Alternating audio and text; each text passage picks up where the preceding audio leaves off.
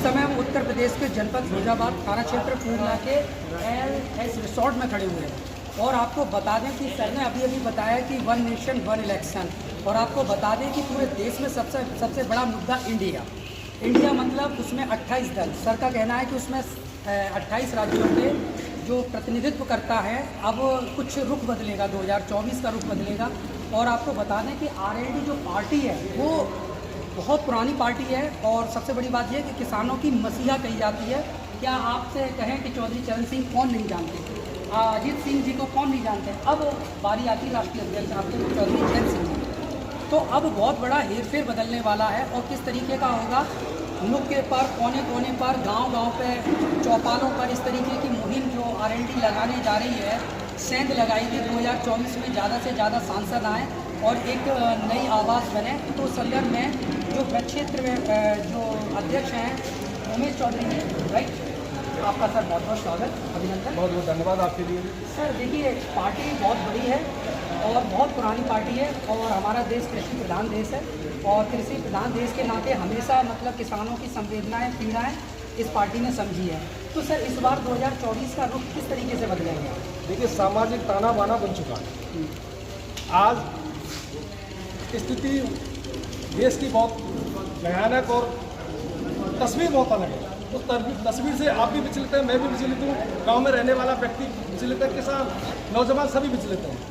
हमारे पार्टी के राष्ट्रीय अध्यक्ष माननीय जयंत चौधरी लगातार संघर्ष कर रहे हैं, चाहे किसानों की बात हो, चाहे दलितों के लिए न्याय यात्रा उन्होंने निकाली, भाईचारा सम्मेलन, माननीय जयंत चौधरी समरसता अभियान, लगातार 1500 गाँव में जाने का लक्ष्य माननीय जयंत चौधरी जी ने रखा, और लगातार गाँव में जा रहे हैं, नुक्कड़ सभाएं कर रहे हैं, कार्यक्रम कर रहे हैं, बता रहे हैं लोगों को जो है कि जो देश की जो तस्वीर है, इस तस्वीर के पीछे भी एक तस्वीर बुद्धिजीवी नेता हमारे देश में मौजूद है। एक व्यक्ति के इशारे पर देश नाच रहा है और नचाने की कोशिश की जा रही है, लोगों को गुमराह किया जा रहा है।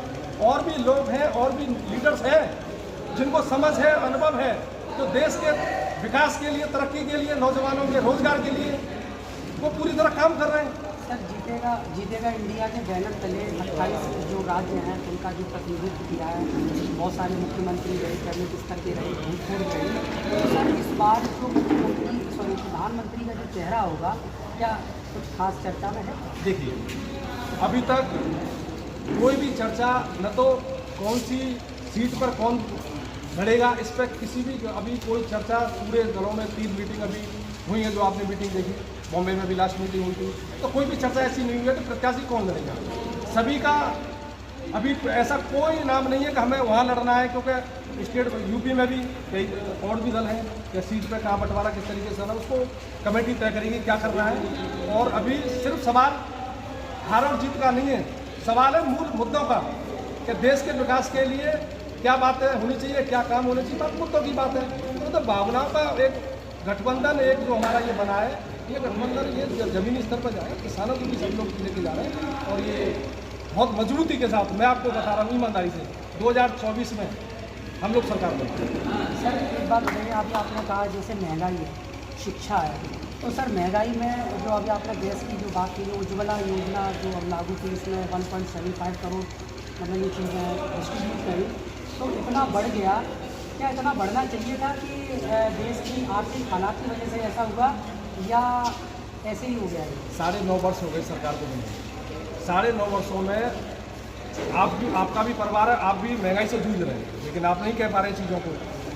जो 400 रुपये का सिलेंडर था, उस सिलेंडर को धीरे धीरे 9.5 वर्षों में करीब 1200 साढ़े 1200 ले आए, और जब चुनाव नज़दीक आया तो चुनावों के समय पे ये सरकारें क्यों मतलब जो है इनके कान खुल जाते हैं, इनको देखने लग जाता है कि आपने 200 रुपये का सिलेंडर कम कर दिया, तो वो क्या तस्वीर आप दिखाना चाहते हैं कि आप 9.5 वर्षों से लूट कर रहे थे? आज टैक्स के माध्यम से गाँव में रहने वाला व्यक्ति टैक्स देता है, कुछ टैक्स डायरेक्ट टैक्स है, इनकम टैक्स के माध्यम से जा रहा है, कुछ GST से टैक्स जा रहा है। उस टैक्स के पैसे को, उसका आप दुरुपयोग G20 के नाम पर कैसा इस तरीके का पैसे का दुरुपयोग किया है, उस पैसे को आप शिक्षा में लगाते हैं। अभी संसद बना दी, क्या संसद की देश को आवश्यकता थी? हज़ारों करोड़ रुपए का पैसा लगा दिया। जैसे शिक्षा का मामला आता है, अभी हाल ही में सर आपने देखा होगा कि जो बेसिक है, जो प्राइमरी है, उसमें से B.Ed वाले लोग जो छात्र हैं जो कंप्लीट है उनको हटा दिया गया है। तो एक पिछली कई भर्तियों में B.Ed वालों को ले लिया, और फिर इस बार B.Ed को हटा दिया, BTC को मान्यता दे दी। तो अगर इनको हटा दिया है, इनको लेना चाहिए या नहीं लेना चाहिए, संवैधानिक या गैर संवैधानिक, सर इस इसके पीछे सर आपका क्या दृष्टिकोण है? मैं आपको बात बताऊं, आप किसी भी सेक्टर में ले लीजिए, चाहे शिक्षा में ले लीजिए, चाहे स्वास्थ्य में ले लीजिए, मुद्दे इनकी बातें तो तमाम ऐसी हैं कि उन बातों को लोगों को समझना होगा। आज शिक्षा की स्थिति आप देख लीजिए, आप वन नेशन वन इलेक्शन की बात कर रहे हो, आप 10 चुनाव करा लो, 20 चुनाव करा लो, इससे आम जनता को क्या फायदा होगा? आप ऐसा करिए ना, जो गांव में रहने वाला गरीब बच्चा है, जो माँ बाप का किसान का बेटा है, उसकी भी शिक्षा उच्च दर्जे पे हो। एक अमीर का बच्चा जो अरबपति करोड़पति जो बीजेपी के जो चाहने वाले लोग हैं, उनकी जो शिक्षा में वहाँ शिक्षा में समानता का अधिकार हो ना। तो लोकदल तो सबको एक समानता में लेकर चलने वाली पार्टी है, और बहुत सारी चीज़ है जो हमारा अभी आने वाले समय में हमारे कार्यक्रम से उन चीज़ों को रखेंगे सर लोग। प्रदेश में इस तरीके की जो सभाएं लगभग कितनी देखो, लगातार मथुरा से मैंने शुरुआत की है, लगातार मैं गांव में जा रहा हूं। अभी हमारे आगरा के जिलाध्यक्ष से अमित जी, अभी इन्होंने एक सम्मेलन किया था, बहुत अच्छा सम्मेलन हुआ, वहाँ से हमने शुरुआत की है। अभी यहाँ फिरोजाबाद में मौजूद है, 8 जनपद हमारे पास बड़े क्षेत्र में। इसमें हम पहले जनपदों में जा रहे हैं, उसके बाद गाँव तक जाएंगे, डोर टू डोर पहुँचेंगे। सर मेरा अंतिम सवाल ये है कि जैसे ये आपका जो कैंपेन चल रहा है, क्या कभी राष्ट्रीय अध्यक्ष जी एक बड़ी कैंपेन करेंगे क्या? निश्चित तौर पर माननीय जयंत चौधरी जी का तो सीधा मतलब जो है, आप देख रहे हैं नुक्कड़ सभा के माध्यम से कहते हैं, उनका तो लोगों से जुड़ने का, वो गाँव तक डोर तक पहुँचने का काम कर रहे हैं। क्या सर जयंत चौधरी जी हैं, क्या फिरोजाबाद की धरती पर उनका आगमन हो पाएगा? निश्चित तौर पर माननीय जयंत चौधरी जी पहले भी यहाँ आना जाना रहा है, और यहाँ के लोगों से परिवार का एक दिली लगाव है उनका, लोगों से व्यक्तिगत जुड़ाव है। मैं आपको एक और बात बता दूँ, माननीय जयंत चौधरी जी चाहे मथुरा से MP हो रहे, और ये पूरे पश्चिम में वो एक एक व्यक्ति को, एक एक कार्यकर्ता से भावना से जुड़े, एक एक व्यक्ति को नाम से जानते हैं, लोगों को जानते हैं, गांव को जानते हैं, गांव को प्रधानों को भी जानते हैं, सारी चीज़ों को जानते हैं। देखिए, मायावती के बाद जनक का दूसरा चेहरा अभी चंद्रशेखर रावत जी का देखा जा रहा है, वो जयंत जी के साथ है, कंबाइंड है, और दोनों ही युवा देश की धड़कन है।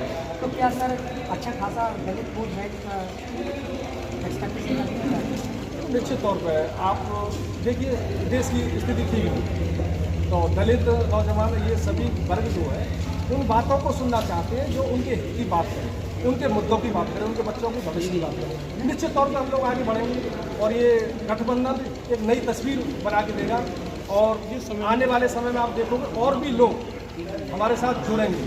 वो चीज़ें राष्ट्रीय अध्यक्ष जी आगे से बताएंगे, वो चीज़ आएंगी। हम लोगों को जैसा निर्देश है, हमारा जो काम है वो हम गाँव तक भी तो जाने का प्रयास कर रहे हैं, लोगों तक पार्टी का सब। बहुत बहुत धन्यवाद।